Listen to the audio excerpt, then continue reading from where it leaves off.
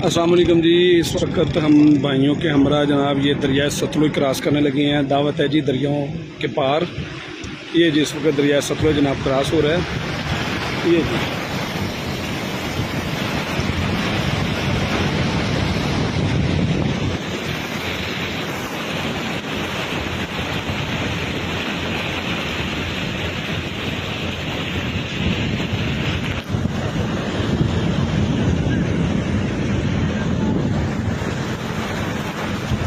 ये जी दरिया सतलुज क्रॉस। ये आ गई जी, वो पीछे की तरफ गाड़ी आ रही है। ये सारी टीमें जी माशाल्लाह दरिया सतलुज के पार कर रही हैं। दावत में अल्लाह ताला खैरियत से रखें।